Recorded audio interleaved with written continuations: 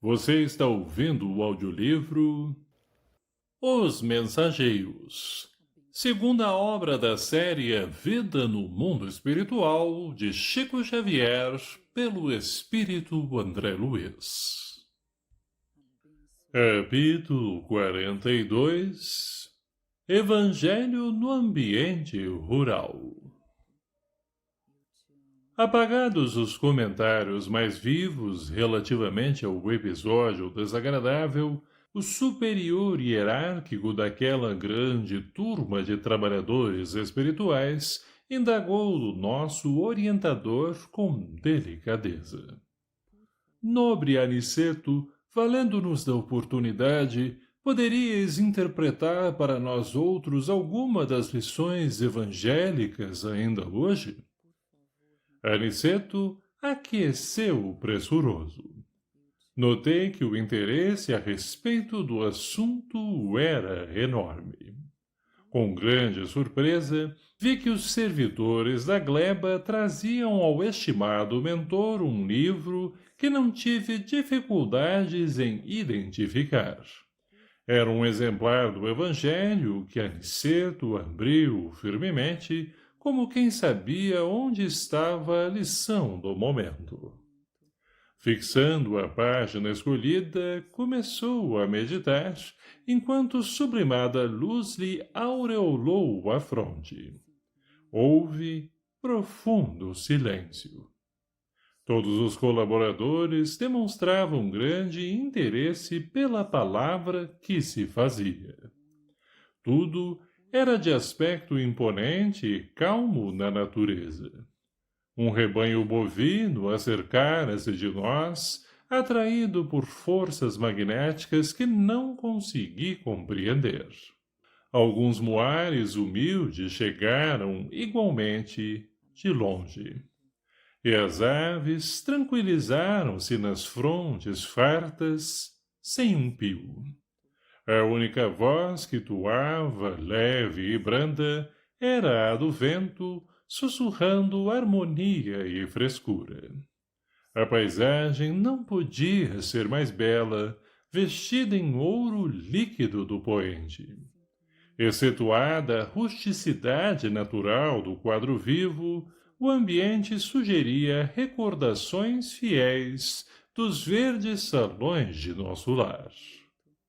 Aniceto, mergulhando o olhar no sagrado livro, leu em voz alta os versículos 19, 20 e 21 do capítulo 8 da Epístola aos Romanos. Porque a ardente expectação da criatura espera a manifestação dos filhos de Deus, porque a criação ficou sujeita à vaidade, não por sua vontade, mas por causa do que a sujeitou, na esperança de que também a mesma criatura seja libertada da servidão da corrupção para a liberdade da glória dos filhos de Deus. Em seguida, refletiu alguns instantes e comentou, com evidente inspiração: Irmãos, recebamos a bênção do campo, louvando o amor e a sabedoria de nosso Pai. Exaltemos o soberano Espírito de vida que sopra em nós a força eterna da incessante renovação. Ponderemos a palavra do apóstolo da gentilidade para extrair-lhe o conteúdo divino. Há milênios a natureza espera a compreensão dos homens. Não se tem alimentado tão somente de esperança, mas vive em ardente expectação, aguardando o entendimento e o auxílio dos espíritos encarnados na terra, mais propriamente considerados filhos de Deus. Entretanto, as forças naturais continuam sofrendo a opressão de todas as vaidades humanas. Isso, porém, ocorre, meus amigos, porque também o Senhor tem esperança na libertação dos seres escravizados na crosta, para que se verifique igualmente a liberdade na glória do homem.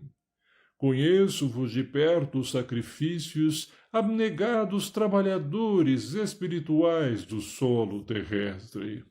Muitos de vós aqui permaneceis, como em múltiplas regiões do planeta, ajudando a companheiros encarnados acorrentados às ilusões da ganância de ordem material.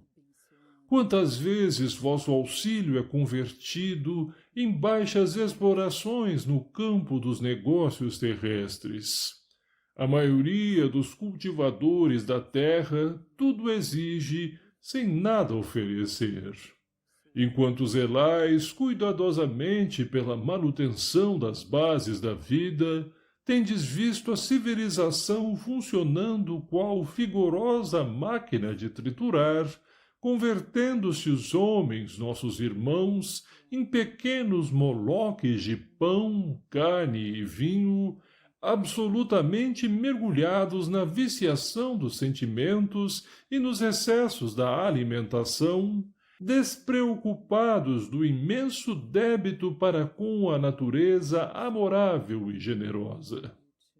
Eles oprimem as criaturas inferiores, ferem as forças benfeitoras da vida, são ingratos para com as fontes do bem, atendem às indústrias ruralistas mais pela vaidade e ambição de ganhar que lhes são próprias que pelo espírito de amor e utilidade, mas também não passam de infelizes servos das paixões desvairadas.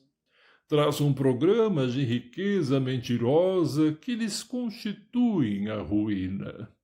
Escrevem tratados de política econômica que redundam em guerra destruidora. Desenvolvem o comércio do ganho indébito, colhendo as complicações internacionais que dão curso à miséria. Dominam os mais fracos e os exploram, acordando, porém, mais tarde, entre os monstros do ódio. É para eles, nossos semelhantes encarnados na crosta, que devemos voltar igualmente os olhos com espírito de tolerância e fraternidade. Ajudemo-los ainda agora e sempre.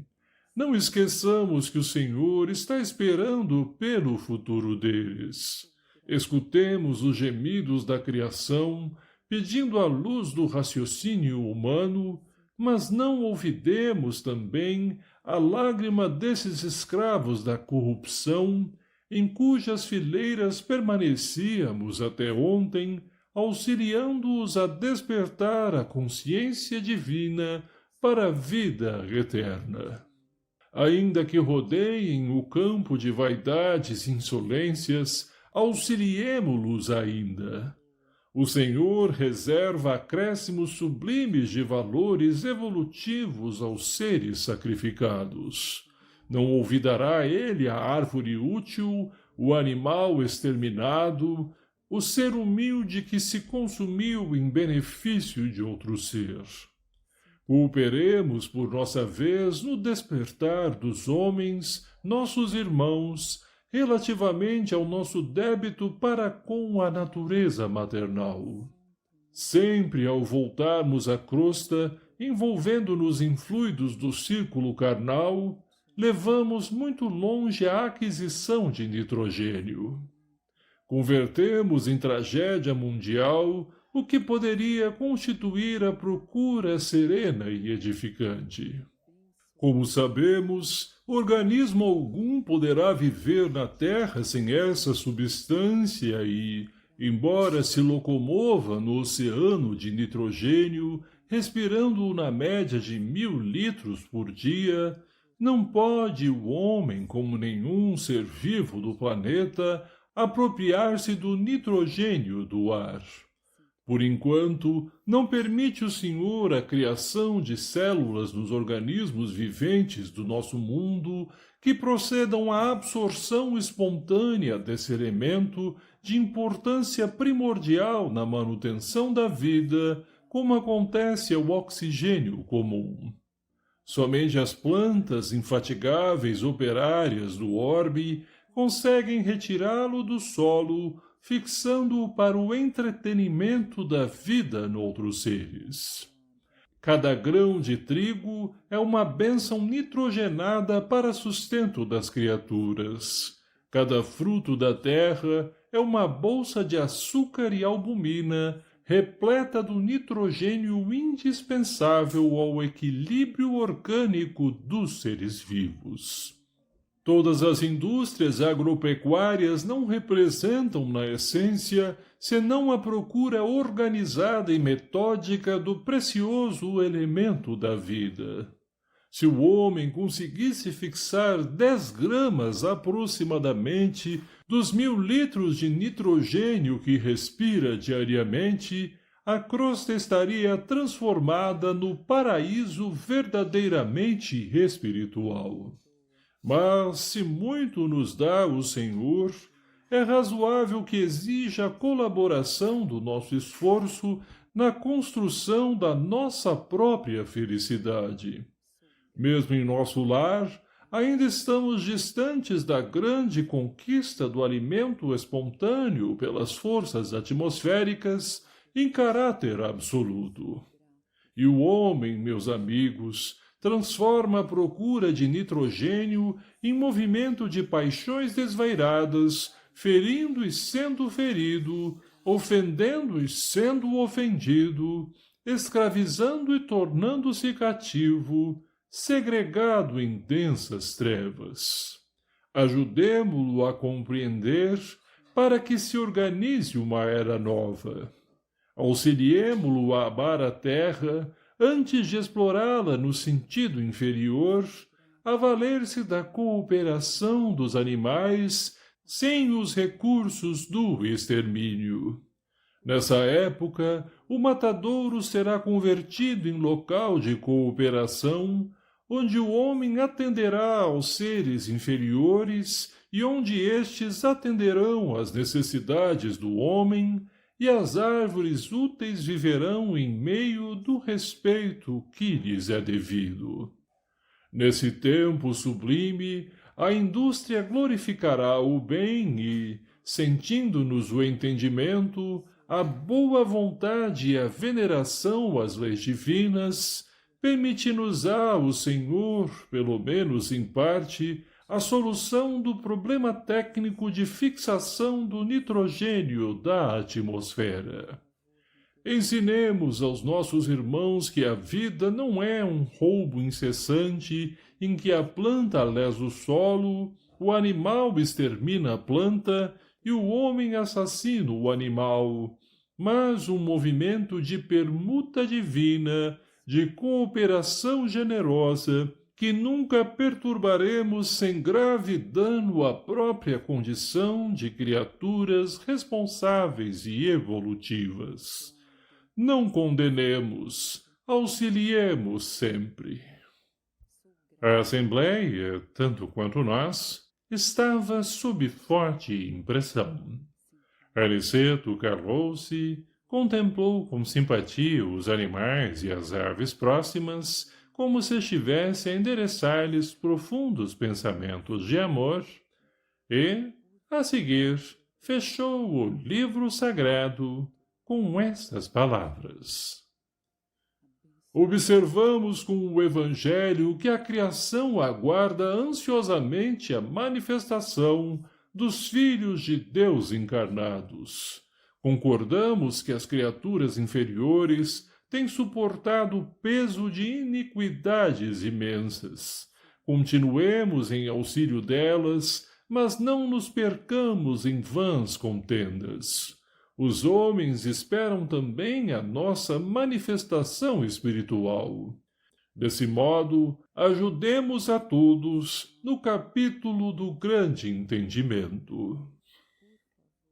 Capítulo 43 Antes da reunião. Os preparativos espirituais para a reunião eram ativos e complexos. Chegamos de regresso à residência de Dona Isabel, quando faltavam poucos minutos para as 18 horas, e já o salão estava repleto de trabalhadores em movimento. Observando com estranheza determinadas operações, fiz algumas perguntas ao nosso orientador, que me esclareceu com bondade. Realizar uma sessão de trabalhos espirituais eficientes não é coisa tão simples. Quando encontramos companheiros encarnados entregues ao serviço com devotamento e bom ânimo, isentos de preocupação, de experiências malsãs e inquietações injustificáveis, mobilizamos grandes recursos a favor do êxito necessário. Claro que não podemos auxiliar atividades infantis nesse terreno. Quem não deseje cuidar de semelhantes obrigações com a seriedade devida, poderá esperar fatalmente pelos espíritos menos sérios, porquanto a morte física não significa renovação para quem não procurou renovar-se. Onde se reúnam almas levianas, aí estará igualmente a leviandade. No caso de Isabel, porém, há que lhe auxiliar o esforço edificante. Em todos os setores evolutivos, é natural que o trabalhador sincero e eficiente receba recursos sempre mais vastos. Onde se encontre a atividade do bem, permanecerá a colaboração espiritual de ordem superior. Calara-se o bondoso amigo. Continuei reparando as laboriosas atividades de alguns irmãos que dividiam a sala, de modo singular, utilizando longas faixas fluídicas. Arecedo veio em socorro da minha perplexidade, explicando atencioso. Estes amigos estão promovendo a obra de preservação e vigilância. Serão trazidas aos trabalhos de hoje algumas dezenas de sofredores e torna-se imprescindível limitar-lhes a zona de influenciação neste templo familiar. Para isso, nossos companheiros preparam as necessárias divisões magnéticas. Observei, admirado, que eles magnetizavam o próprio ar. Nosso instrutor, porém, informou gentil. Não se impressione, André. Em nossos serviços, o magnetismo é força preponderante. Somos compelidos a movimentá-lo em grande escala. E, sorrindo, concluiu. Já os sacerdotes do Antigo Egito não ignoravam que, para atingir determinados efeitos, é indispensável impregnar a atmosfera de elementos espirituais, saturando-a de valores positivos da nossa vontade. Para disseminar as luzes evangélicas aos desencarnados, são precisas providências variadas e complexas, sem o que tudo redundaria em aumento de perturbações. Este núcleo é pequenino, considerado do ponto de vista material, mas apresenta grande significação para nós outros. É preciso vigiar, não o esqueçamos. Enquanto as atividades de preparação espiritual seguiram intensas, Dona Isabel e Joaninha, noutra ordem de serviço, chegaram ao salão, dispondo arranjos diferentes. Usaram largamente a vassoura e o espanador. Revestiram a mesa de toalha muito alva e trouxeram pequenos recipientes de água pura. A uma ordem de um dos superiores daquele templo doméstico, espalharam-se os vigilantes em derredor da moradia singela. Nos menores detalhes estava a nobre supervisão dos benfeitores. Em tudo a ordem, o serviço e a simplicidade. Logo após alguns minutos, além das 18 horas, começaram a chegar os necessitados da esfera invisível ao homem comum. Se fosse concedida à criatura vulgar uma vista de olhos, ainda que ligeira, sobre uma assembléia de espíritos desencarnados em perturbação e sofrimento, muito se lhes modificariam as atitudes da vida normal. Nessa afirmativa, devemos incluir, igualmente, a maioria dos próprios espiritistas que frequentam as reuniões doutrinárias, alheios ao esforço autoeducativo, guardando da espiritualidade uma vaga ideia, na preocupação de atender ao egoísmo habitual. O quadro de retificações individuais após a morte do corpo é tão extenso e variado que não encontramos palavras para definir a imensa surpresa. Aqueles rostos esqueléticos causavam compaixão. Chegavam ao recinto aquelas entidades perturbadas em pequenos magotes, seguidas de orientadores fraternais. Pareciam cadáveres erguidos do leito de morte. Alguns se locomoviam com grande dificuldade. Tínhamos diante dos olhos uma autêntica reunião de coxos e estropiados, segundo o símbolo evangélico. Esclareceu Aniceto. Em maioria são irmãos abatidos e amargurados que desejam a renovação sem saber como iniciar a tarefa. Aqui, poderemos observar apenas sofredores dessa natureza, porque o santuário familiar de Isidoro e Isabel não está preparado para receber entidades deliberadamente perversas. Cada agrupamento tem seus fins. Com efeito, os recém-chegados estampavam profunda angústia na expressão fisionômica. As senhoras, em pranto, eram numerosas. O quadro consternava. Algumas entidades mantinham as mãos no ventre, calcando regiões feridas.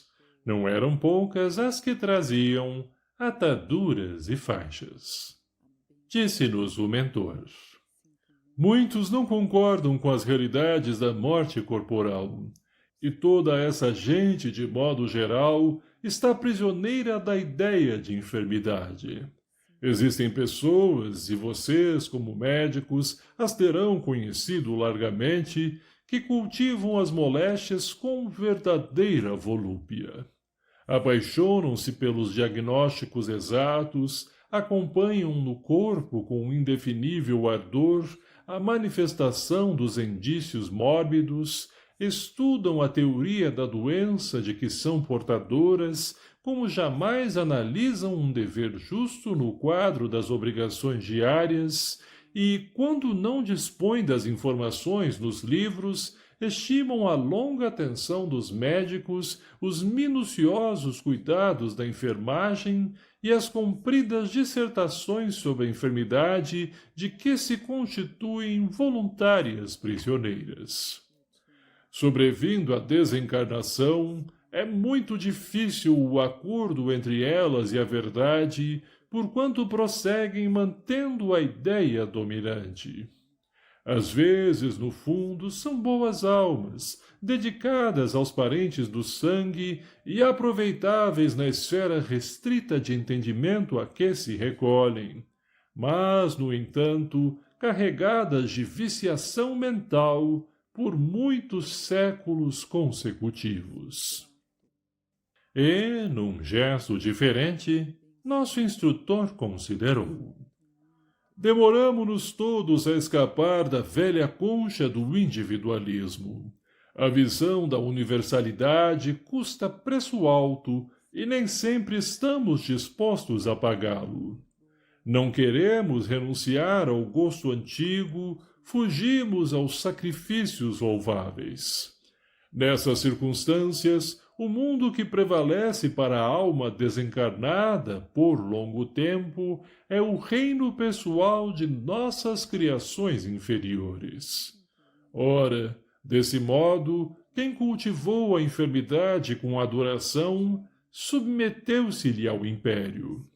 É lógico que devemos, quando encarnados, prestar toda a assistência ao corpo físico, que funciona para nós como vaso sagrado, mas remediar a saúde e viciar a mente são duas atitudes essencialmente antagônicas entre si. A palestra era magnificamente educativa. Entretanto, o número crescente de entidades necessitadas chamava-nos à cooperação. Muitas choravam baixinho, outras gemiam em voz mais alta. Depois de longa pausa, Aniceto advertiu. Vamos ao serviço. Para nós, cooperadores espirituais, os trabalhos já começaram. A prece e o esforço dos companheiros encarnados representarão o termo desta reunião de assistência e iluminação em Jesus Cristo. Capítulo 44 Assistência. A paisagem de sofrimento desdobrada aos nossos olhos lembrava-me o ambiente das câmaras de retificação.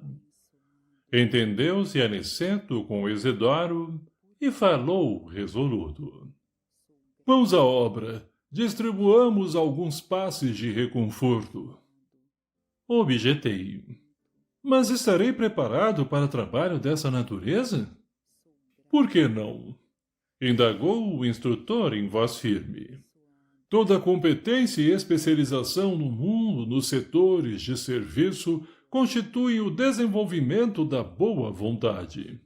Bastam o sincero propósito de cooperação e a noção de responsabilidade para que sejamos iniciados com êxito em qualquer trabalho novo.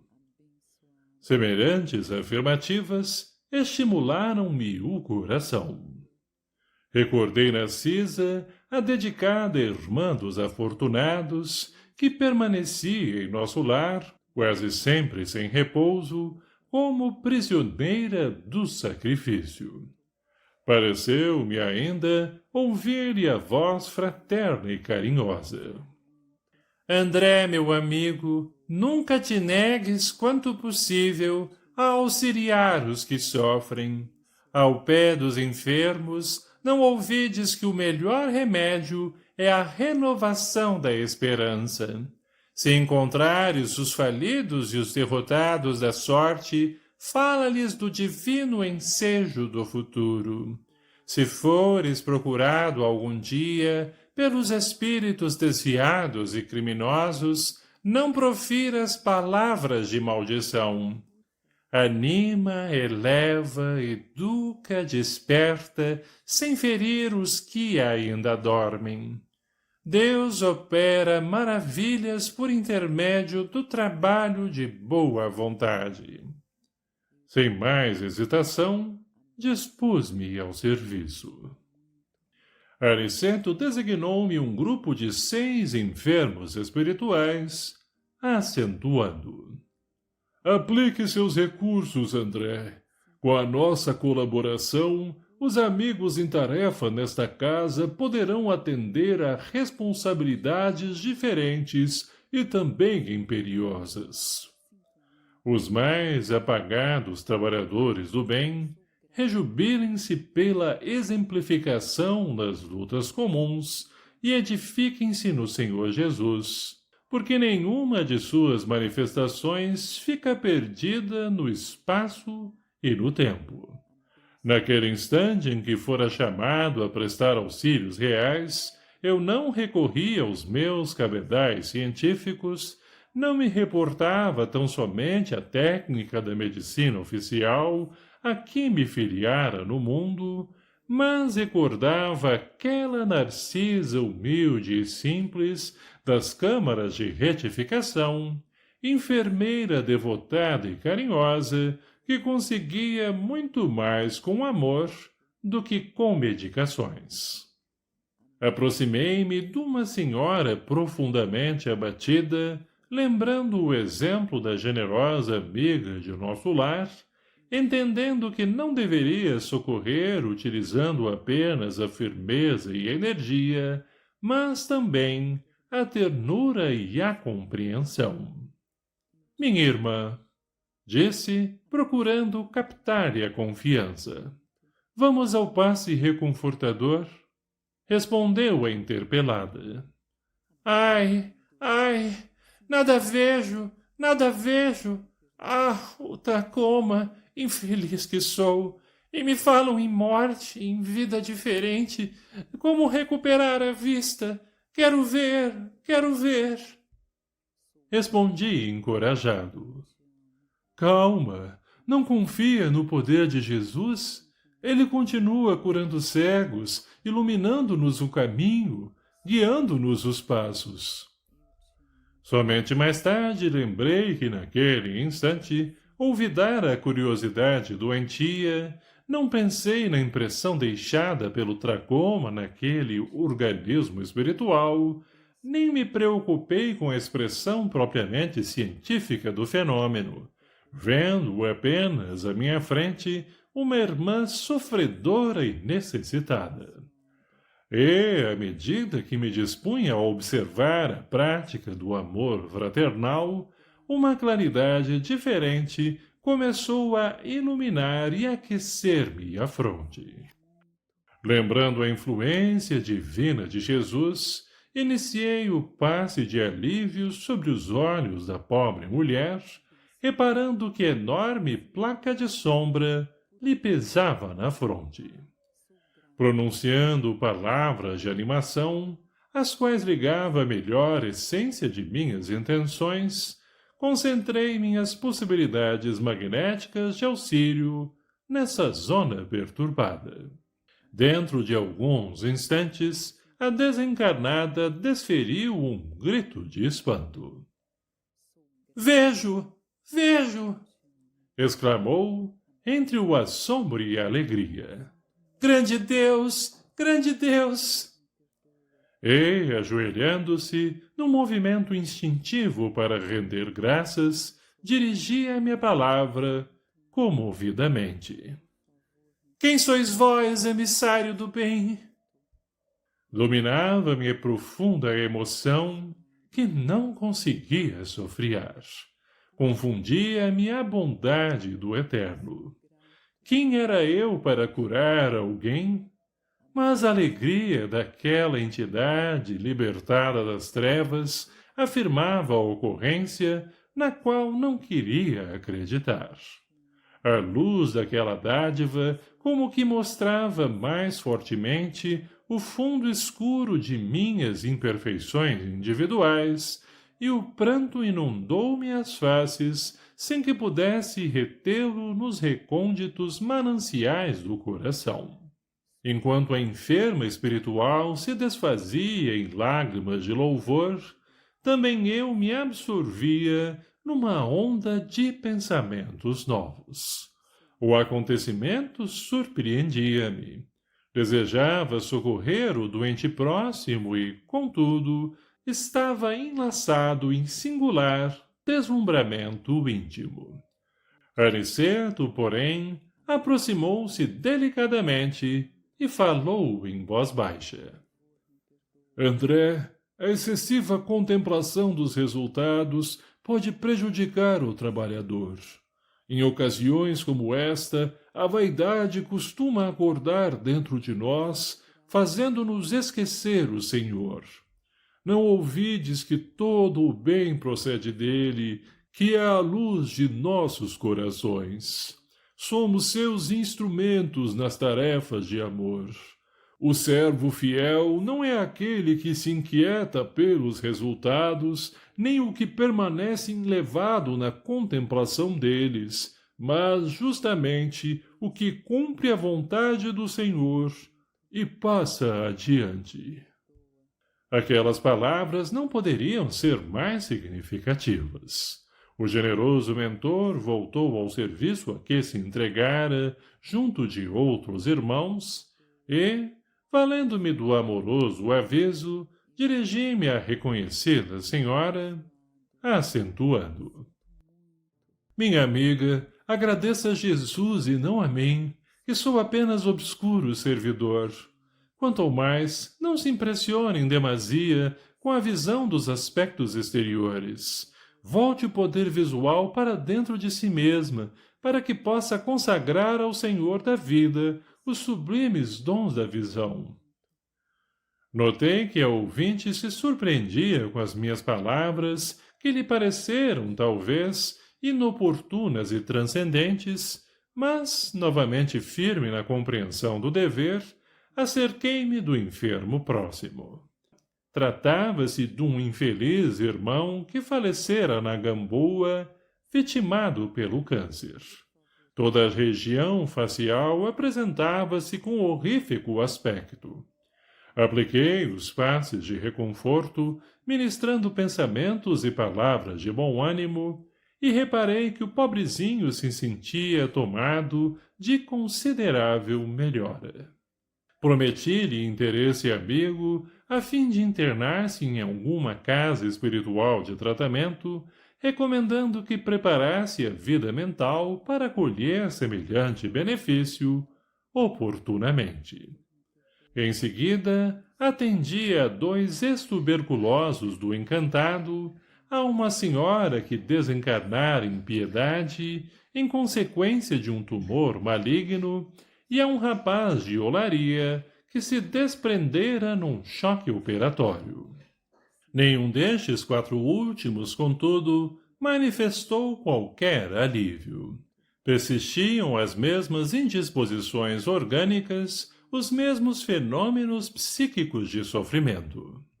Terminada a tarefa que me fora cometida, reuni-me ao nosso instrutor e Vicente, que me esperavam a um canto da sala. Exclamou Aniceto, cuidadoso. As atividades de assistência se processam conforme observam aqui. Alguns se sentem curados, outros acusam melhoras, e a maioria parece continuar impermeável ao serviço de auxílio. O que nos deve interessar, todavia, é a semeadura do bem. A germinação, o desenvolvimento, a flor e o fruto pertencem ao Senhor. Vicente, que se mostrava fortemente impressionado, observou. O número de entidades perturbadas espanta. Vemo-las em diversos graus de desequilíbrio, desde nosso lar até a crosta. Aniceto sorriu e falou em tom grave. Devemos esmagadora percentagem desses padecimentos à falta de educação religiosa. Não me refiro, porém, àquela que vem do sacerdócio ou que parte da boca de uma criatura para os ouvidos de outra. Refiro-me à educação religiosa, íntima e profunda, que o homem nega sistematicamente a si mesmo. Abençoado ouvinte do canal, obrigado por nos ouvir. Curta e compartilhe este vídeo para ajudar o nosso trabalho. Que Deus abençoe a todos. Obrigado.